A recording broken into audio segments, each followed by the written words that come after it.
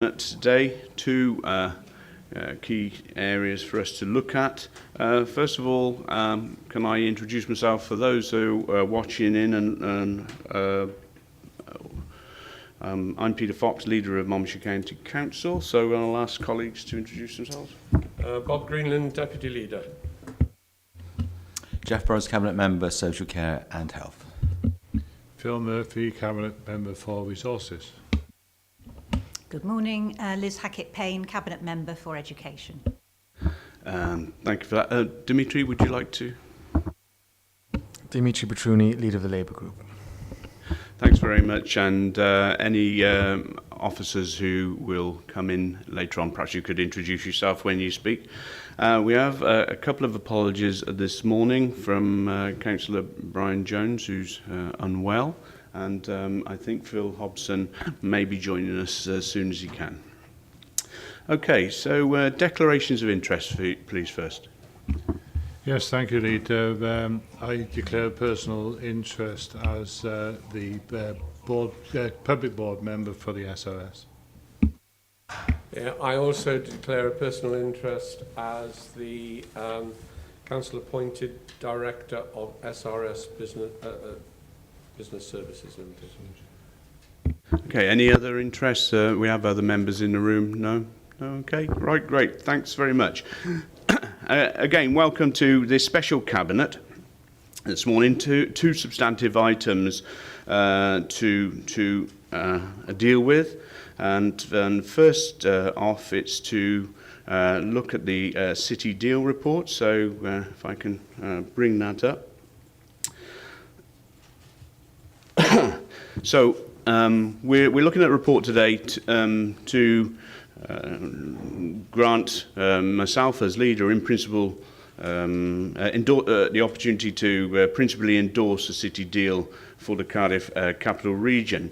It's to delegate authority to the leader of the council to endorse an in principle commitment to the city deal for the Cardiff capital region on behalf of Monmouthshire County Council. This allows the council, along with the other 9 local councils within the region, to engage in those detailed discussions and negotiations required prior to committing to a city deal in the forthcoming months.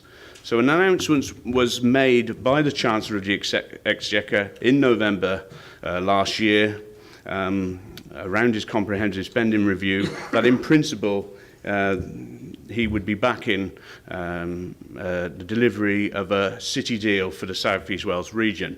And at that point, currently at the point, we're looking at around a £2.28 billion city deal potentially. And support was given on the basis that the city region would work with the central and Wales government to set out heads of terms on a high-level deal early 2016. I mean, the city deal is an absolute fantastic opportunity, although it's very fluid at the moment and evolving. We're seeing city deals emerge all over the UK now. We've seen 2 in Scotland as well, possibly a third. And these are transformational for their areas. It's a significant move away from the current way of doing things in many areas, taking that devolution a step further in those regions and empowering those communities to really drive economic growth, which benefits not only them, but the UK government as a result, and all of us as a result. So, you know, a 1.2+ billion deal for Cardiff capital region is a fantastic opportunity. So whilst agreeing the exact nature of the programme and projects that will comprise a deal is some way off yet, and further work is required to establish the full nature of the deal and commit fully to it. The UK government has signalled its intention to set out an approved heads of terms of a city deal for the city region in March, round the budget setting time. The deal document will take the form of heads of terms, as mentioned, and outlines the proposed structure of the city deal in terms of governance, the scale of funding, and the key areas of intervention. The City Deal document will provide the basis of more detailed work in developing a final programme of investment and detailed governance arrangements. The document is currently being developed by the UK Government in consultation with Cardiff Capital Region partners, that's the 10 local authorities, and the Welsh Government. And in the event that the City Deal document is agreed, it will commit the participating authorities to exploring ways of delivering the City Deal principles and strategic objectives. In 3.4, we have a timeline which is, I would take as a guide, because the whole process is very fluid.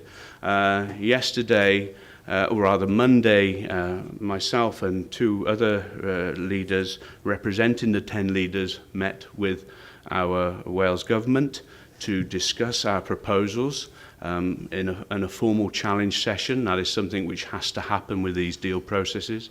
And yesterday morning, I had to go up to London with the same colleagues to talk to the DCLG and to the ministers there present to again talk through our proposals and take their challenges on those things. So both meetings extremely positive, very constructive, a clear wish from all partners to evolve at a place where we can have a deal.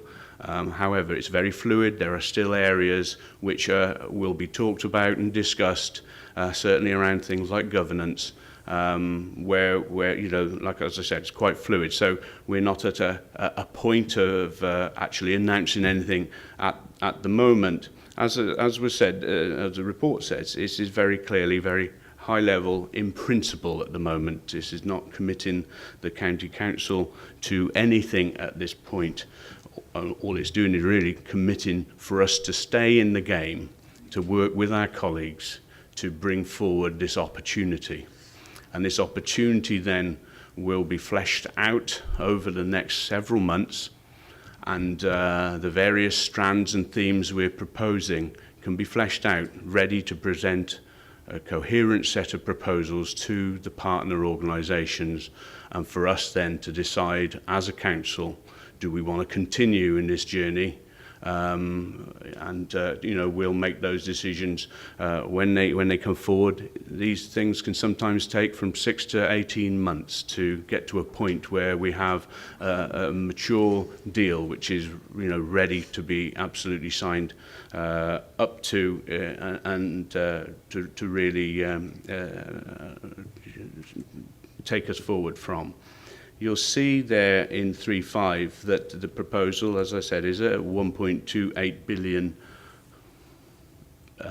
deal. That's still, as I say, fluid. There are negotiations to be talked around. That's what we're aspiring to. And in that equation, you'll see that there is a contribution expected of 120 million from the local government partners. That would be obviously divided up pro rata, you know, relative to the size and population of councils. I'm sure there's, you know, there will be more detail around all of that, obviously, when we get to that point. It may be that these figures change some, as I say, repeat again, this is a very fluid conversation. A deal is not something local governments are usually part of. They are something a different approach that which has been adopted in the UK. With the UK government are adopting and working with local authorities. So no deal is exactly the same. They're all a little different. So it's an unusual situation, a very exciting situation though. So the city deal detail in the report you've got there details that this is an in-principle approval for the 10 participating local authorities. The report, therefore, is seeking to provide delegated authority to myself in this case to sign the city deal. This will commit Monmouthshire County Council to working with the other 9 local authorities, with Welsh Government and UK Government, to finalise the elements of the proposed deal. That will include detailed consideration of those governance structures, the financial contributions, the assurance framework for project identification. Very clearly, when these things are worked up, they're going to have to meet certain expectations and criteria so that they actually deliver what they're expected to deliver, and that's a raise in GVA. We need to make sure that there's a robust framework to allow that to happen. Consideration of these further details will be brought to Council in due course. Based on experience, as I shared earlier, this can take up to 18 months to do. In developing the overall City Deal governance and investment programme, it is also anticipated that a dedicated team will be put in place. It is proposed that the local authorities make a contribution to the costs of putting this team in place. Again, the detail list will be reported in due course. You know, at the moment, the commitment from the 10 authorities have been to contribute to a development fund of about £500,000. We've all contributed, and we took a report came before us some while ago, and we contributed into that to help us develop and move forward in this process. The timescale for the UK budget requires that 10 participating local authorities in the region provide that in principle commitment via signing of a city deal. As I said, it's in principle. There's very little to actually share at this point. Indeed, we can't actually share the precise elements of it as yet. And we hope very soon that if we can cement this deal between those three partners and we have a more substantial document, that will be coming back to our council meeting on the 10th of March. We hope that a deal could be concluded, or the basics of an in-principle deal can be concluded by the 10th of March, so it will be on our council meeting where we set the council tax. It will be that day we can actually hopefully furnish you with the final potential the proposal then to take us forward. In the meantime, I'm asking permission of this cabinet to enable me to keep our skin in the game, if you like, to work with colleagues to flesh this out and see if it actually can, be the right thing for Monmouthshire. Lots of people are asking me, well, what are the specific things? What does it actually mean to us in Monmouthshire yet? It's too early to actually put the flesh on the bones of those things. There are a whole raft of things we're looking at, obvious things like physical connectivity, digital connectivity, a whole raft of innovation opportunities for the region, and a whole lot of options of working with the partners, pooling resources, looking at other financial incentives which can help generate growth in our area. So, everything which is being evolved will sort of slot into those sorts of areas, along with obviously things around housing, provision, place shaping going forward, and a regional perspective on most of those key things. The governance structure which is being proposed at the moment is to form a joint cabinet or a joint committee with the representatives, or probably 10 leaders, to sit on it, and they would have the be able to guide and take the statutory decisions or take the formal decisions. There would also be some sort of economic growth forum, which would have a significant business engagement as well, because that's quite important. It's absolutely fundamental, actually, to take this forward. And there would be other delivery type units, I'm sure, which would have to take forward some of these themes as we flesh them out. There are ongoing conversations around governance. Clearly in the UK, in other parts of the UK, in England, this has very much been around things like combined authorities. That's the model that has been preferred. That avenue isn't currently available to us in Wales. So the options ahead of us at the moment are around a joint cabinet structure, joint committee structure. So there's obviously still quite a lot of work to go on to firm up what the governance structures could be like, so that this is a sustainable governance function which can actually span various administrations. It needs to be solid and sustainable because the nature of this deal will be a long term, and there will be a need for continuity and consistency and solidness to be able to deliver the outcomes which a deal will be proposing.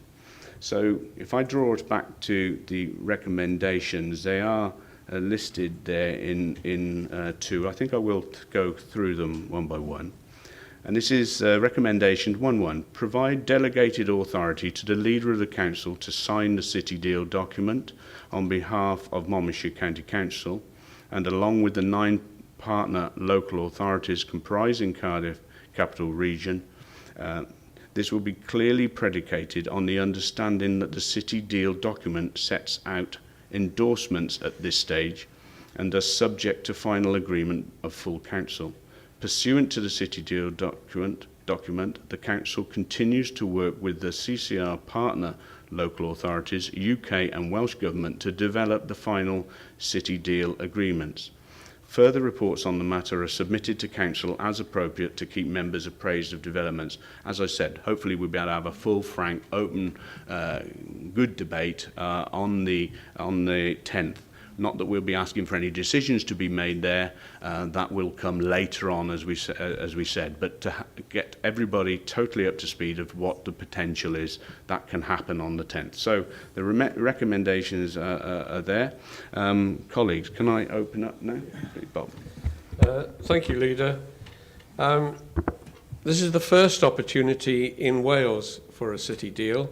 They've worked well elsewhere throughout the UK, and they have really raised the opportunities for the economies in the areas where they have been in place. So in principle, I think we would be foolish not to pursue it, because it is an opportunity, and it must be stressed, it's not just an opportunity for Cardiff, it's an opportunity for the whole region. If we get these sort of deals, the advantages will radiate out from Cardiff to the whole of the region. We won't necessarily get the same level of advantages Cardiff will get, but undoubtedly the way that economic development works is on a regional basis, not on a strict local authority basis. So there's much to be agreed with moving forward on this. And it would be a no-brainer, as far as I'm concerned, not to give you the opportunity to sign up in principle and to take these negotiations forward. I think I have not yet heard of a reasonable explanation of why combined authorities are not to be allowed here in Wales. It's the usual way that these have been managed elsewhere, and it seems to be very successful. There seems to be an objection from somewhere that we should consider a combined authority. I hope that that might change, but we'll wait and see.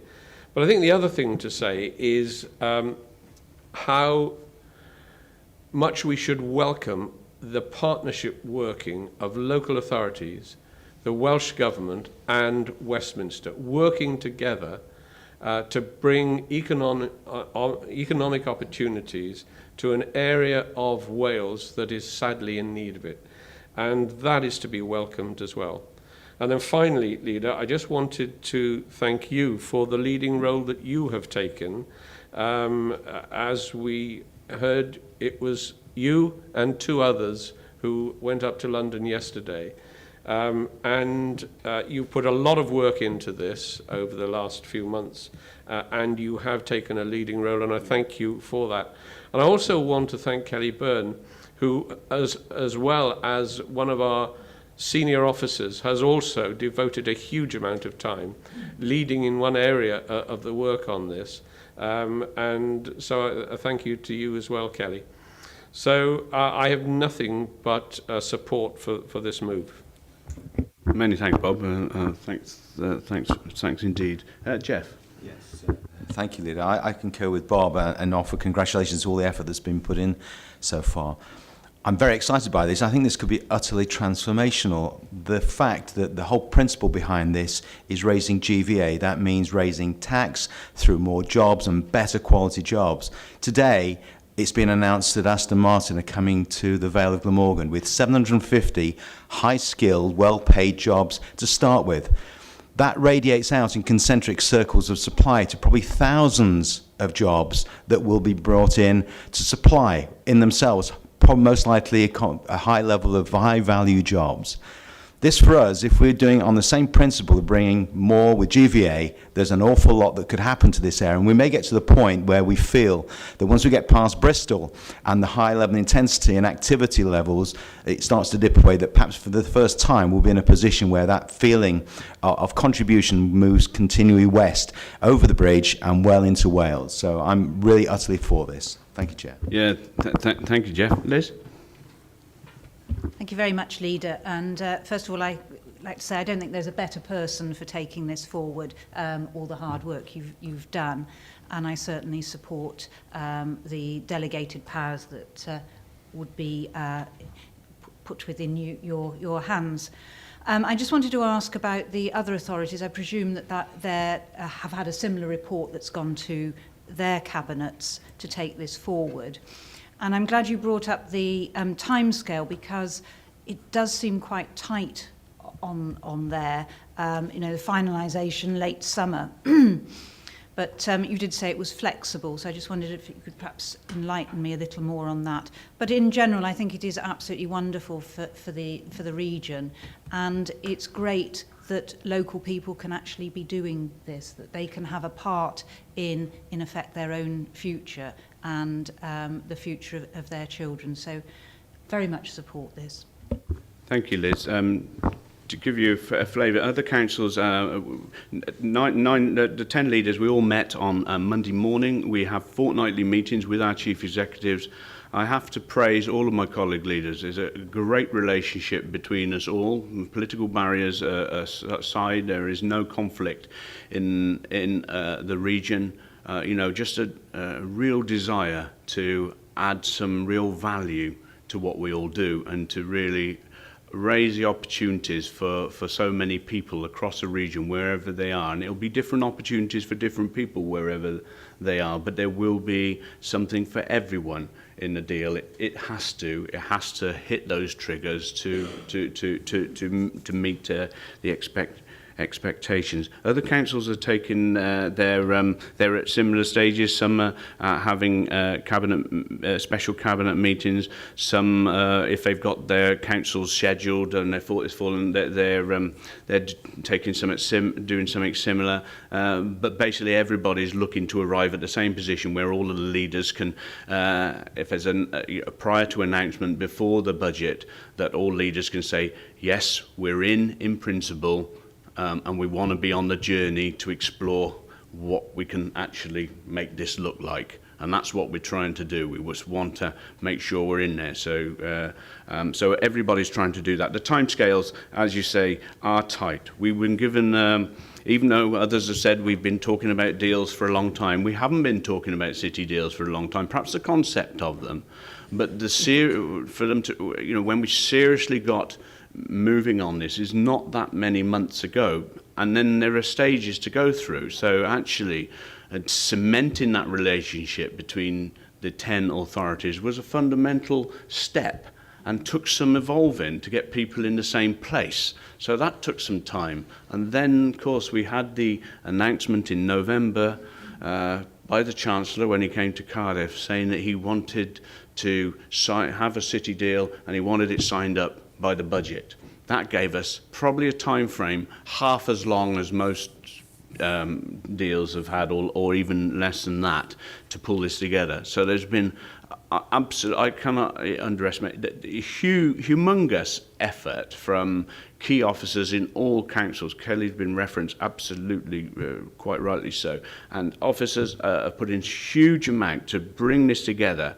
And we've had rafts of meetings, and chief execs have been excellent as well in drawing and giving the leadership needed from their side of house to make this come together and make it happen. So you know, a lot going on and a lot of reassurance. Those timescales, as you say, are relatively tight.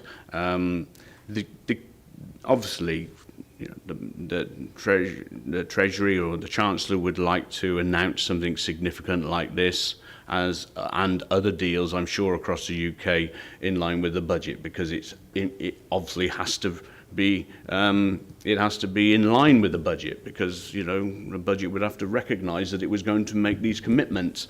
So that is a key date, which is the 16th of March. There was talk that we were hoping, or rather governments were certainly hoping, that we could be in a position that we could sign this in principle document around the 1st of March. Now, as we know, that's a couple of days away. So I think that may, highly likely that'll slip, because I certainly haven't got in my diary to get somewhere to sign something on the 1st.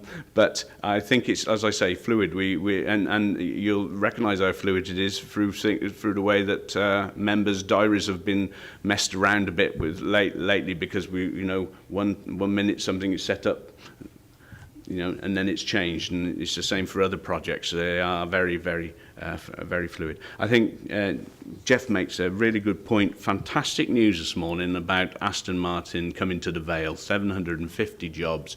And as somebody was speaking as I came in on this morning on the radio, this shows that there is international confidence in Wales and our region, that the potential we have, the skills that we have, the social capital we have is in a place which gave Aston Martin the confidence to set up here, not in one of 20 other places across the world. That is significant, and it's in our region. And the other area which is coming to the fore is, the tidal lagoon opportunities, which are very real now. And, again, a huge potential supply chain and job opportunity to add to what we're looking to create through a city deal. So the future's looking good for Wales, and it'd be remiss of me to not mention the other news that Swansea Bay, the other city region in Wales, are announcing their deal submission today. They want one, and quite rightly so. Absolutely support them, because if we can have 2 city deals for the south of Wales, which has probably 3 parts of the population of Wales in it, that is great. That is really going to do something really well. I mean, it'd be wrong. We don't want to see our region evolve at the expense of another region. It's right that the whole of Wales evolves together. And if we can work closely with that region, and our city region are already having a good dialogue with Swansea Bay City region to see where those synergies might be in the future. We need to build on that, so that there's a real opportunity for the whole of Wales out of this. Our region alone has nearly half of the population of Wales. That's why a deal is so fundamental to Wales in our region, because it affects so many people and obviously affects the whole of Wales as a result. Okay, and no, you're right.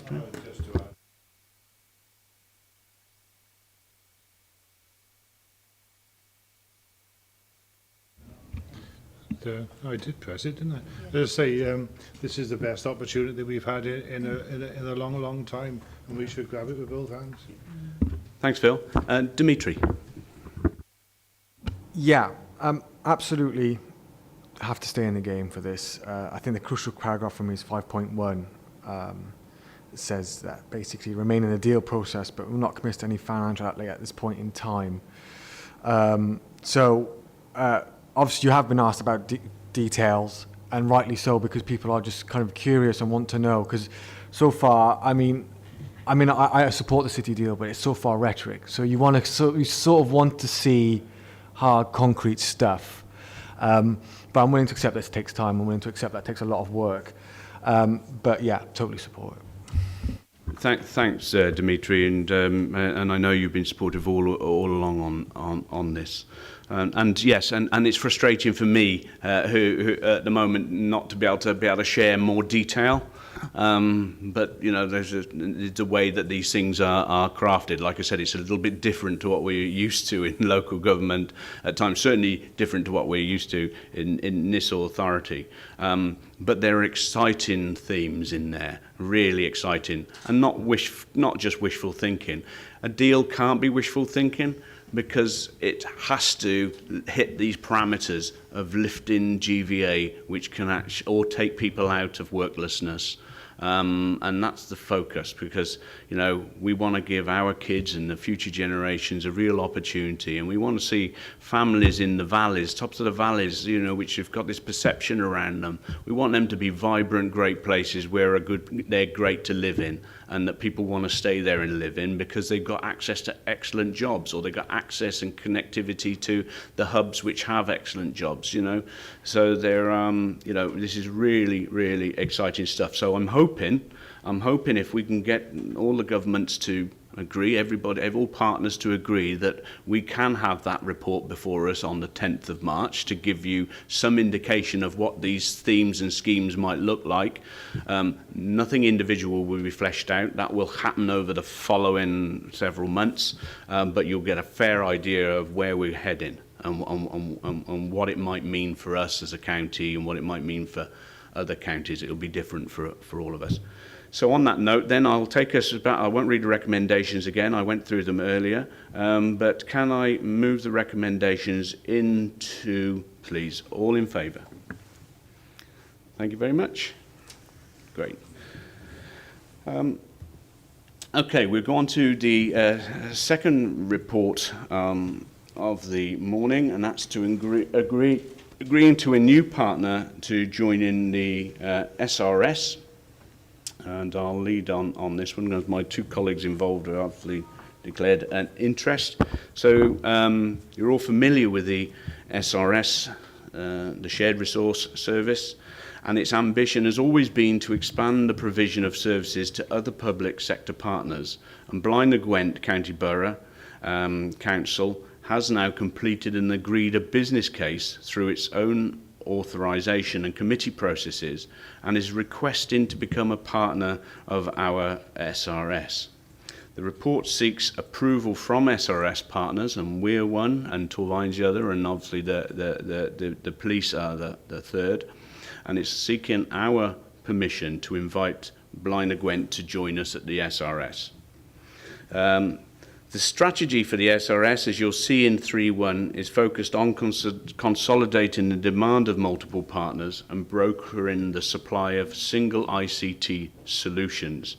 And the SRS strategy is scalable to support Welsh Government public sector objectives, and those objectives are laid down there in from 1 to 5. Deliver an effective ICT service from a single combined unit, to provide a solid foundation upon which partner organisations can operate in order to improve service delivery, to ensure the investment in ICT is focused on delivery of the corporate priorities of the partner organisations, and to develop a capable professional workforce that can meet the challenges within ICT over coming years, and finally to provide a collaborative platform for public sector organisations to share the digital capacity and capability through shared platforms.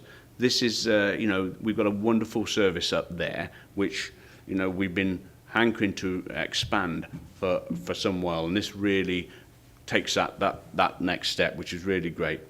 And so Blaenau Gwent has a business need. They need a sustainable service just as we do. They need to improve their model of ICT provision, and they recognise what's good about what's on offer with us. The SRS Public Board has received that business case, as I mentioned, and can now assure us, as existing partner organisations, that accepting a new partner is in line with those strategic aims, and it will grow the business. With the addition of these new partners, SRS is able to further achieve economies of scales and realise savings through the equal share of strategic and service management costs. The acceptance of this proposal will generate an additional 163 plus £1,000 into the company to invest in service improvement, and it will generate those efficiencies for us, the existing partners. The PricewaterhouseCoopers in 2014 highlighted a number of issues with the existing ICT service provisions in Blaen y Gwent, with reference to their own strategy and resilience and their structure. So, you know, it's right and proper that they've come forward, because we can offer them a solution which can help their needs. So there's benefits to the SRS, gives economies of scale, gives opportunity. They can look seriously at how they can put the right structures in place to take the service forward, and you'll see in 4.3.1 some views around how they could look at the capability, the leadership capability within the organisation as a result of having this scale. The specifics for Monmouthshire as a partner highlighted in 4.4, and I won't read all of these out, but you can clearly see there's an obvious benefit of scaling this up, and we as we have the advantages of that extra investment.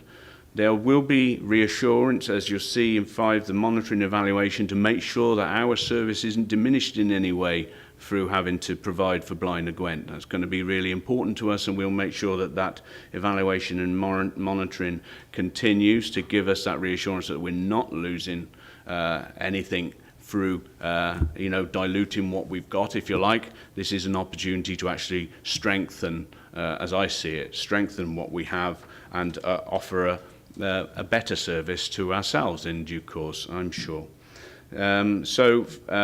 Resource implications, none from an expenditure perspective, as it seems there is, but there is just additional opportunity for 163,000 income if we accept Blaen y Gwent in. We have Sian and Matt here. Sian's authored a report, and Matt from the SRS, who can obviously give us more reassurance and detail if you so wish. So before I go to recommendations, let's open it up. Colleagues, you can enter it. Yeah, Phil? Yes, thank you, leader. And can I just say, as a member of the SRS Public Board, that this is the start of the expansion of the SRS. There are other authorities who are working very closely with Matt and his team, who it should be acknowledged to put an incredible amount of effort into this, and I thank them very much for that.